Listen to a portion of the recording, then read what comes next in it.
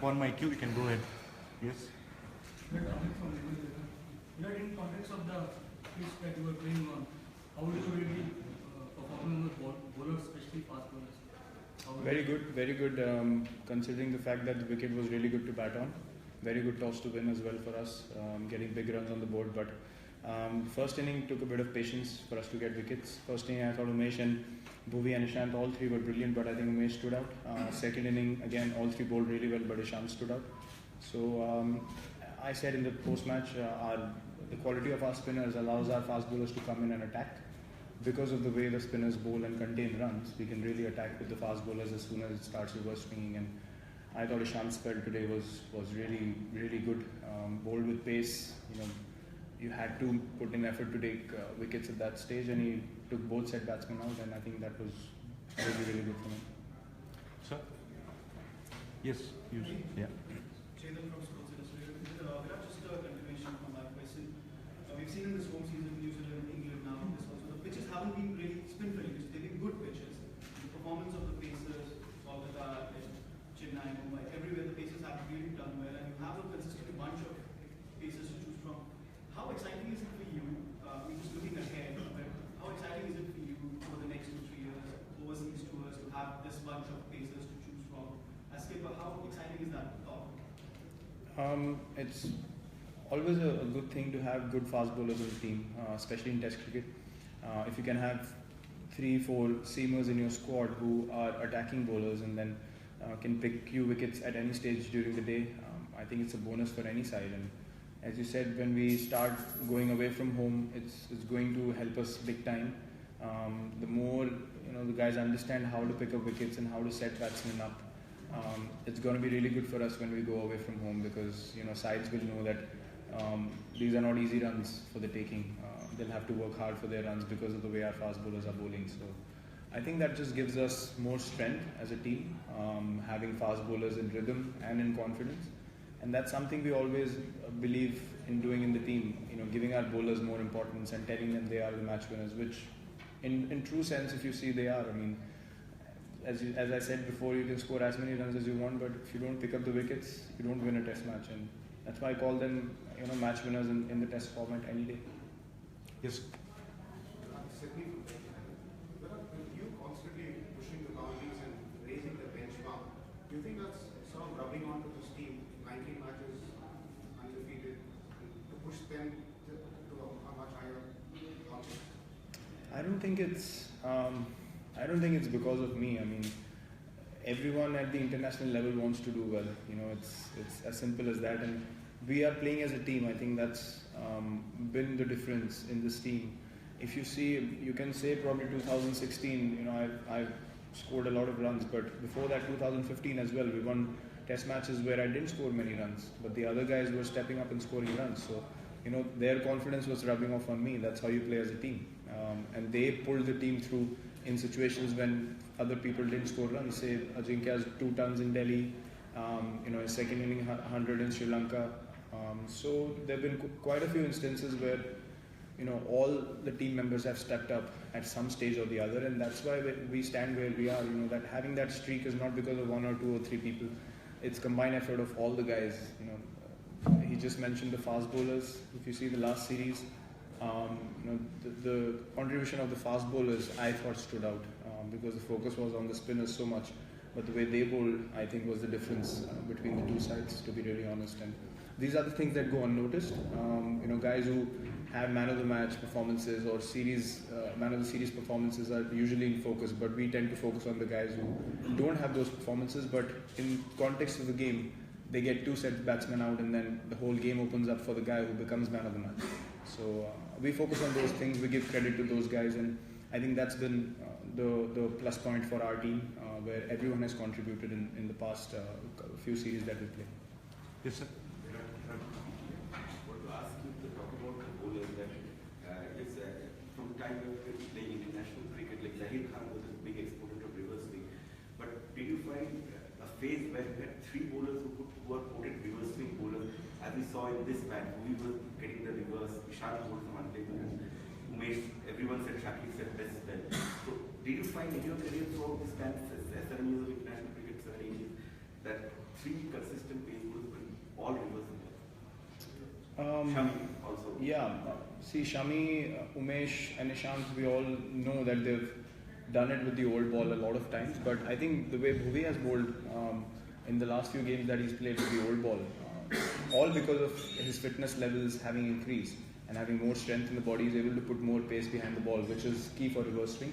The other three guys naturally have more pace than him, but I think he's really stepped up his game with the old ball as well. So again, as I said, that gives us a lot of options.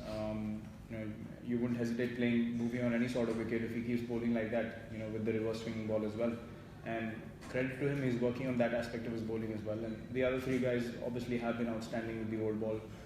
Shami, Umesh, Ishant, all three have given us crucial breakthroughs, match-winning breakthroughs with that old ball. So yeah, it's a great thing to have as a captain. These bowlers bowling equally good with the new ball and the old ball. Yes, sir. Virat, a question from the beginning. You were stretched to almost the final session of the test match. So considering will you be happy given this kind of a pitch for the series against Australia? Well, we'll have to go and see what the Pune wicket is like. It's usually, at this time of the year, it's low and slow is what I've faced in the IPL as well. A lot of times it's been dry and low and slow. So I think this was a really good batting wicket.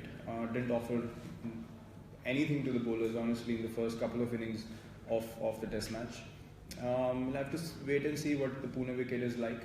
But yeah, this was a decent enough wicket as well. I thought, if it started turning on day 3, probably would have been more like an Indian wicket, but it went on very nicely till the 4th day, which was a bit surprising. But credit to our bowlers, they were able to get a result on this wicket as well. Last 5, sir. Hi Virat, Faisal from KFT. Virat is coming off a comprehensive win, but still, any areas you look to address before taking on a top side like Australia? Well, the only thing I feel we could have done was close off the second innings quicker. I think there was a bit of lapse in the field or lapse in body language, I think, when they were 8 down. Could have taken those 2 chances and probably finished the game off 45 minutes before the time we actually did. So I think those are the things we can take away from this game as something we need to improve. Closing off games is very important. Especially in Test cricket, you don't want to give oppositions any chance to get into the game, and that's something that we need to keep repeating as a team. Last 4, sir. From Bangladesh. Was it surprising for you to see Bangladesh putting up a fight after conceding so many runs in the first innings? No, as I said, it was a good wicket to bat on. I mean, it's if you just play basic cricket, you can score runs on this kind of wicket. So, I mean, I didn't expect them to get out, for 200, 250 runs. As I said, they do have good batsmen in their team. They scored 580 runs in New Zealand just now. So, this was a good wicket to bat on, and they would have some confidence from that performance coming into this series. And that's what they showed in the first innings as well. But our persistence again as a team, as a bowling unit, came on top, which has been the case in the past few games that we have played. And as I said, we want to focus on ourselves as a team, but I wasn't surprised at all. I knew exactly what they can do, and they surely put up a fight in the first innings of the game. Last 4, sir. Last one, you were surprised the crowd in all the 5 days, some good crowd, and it's really excites with this matches. Yes, for sure. I mean, even the England series, the crowds were outstanding.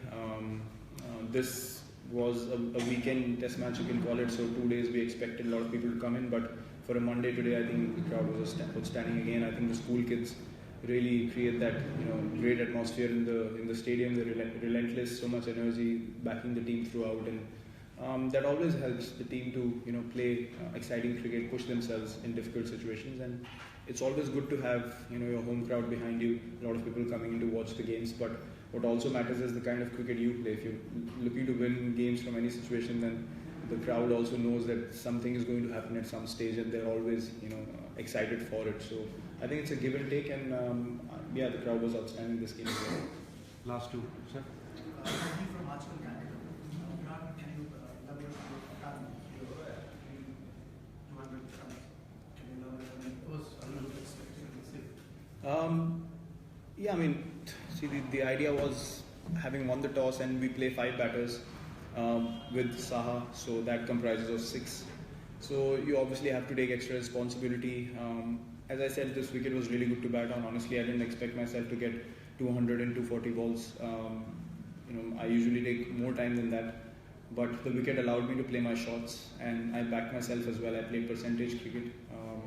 So yeah, it was good to get into that rhythm, back into Test cricket again, because of playing a few shorter format games in between. So it was really important to get into rhythm going into a big series against Australia. So yeah, I feel good about where my game stands and the way I batted in this game, and hopefully I can take it forward.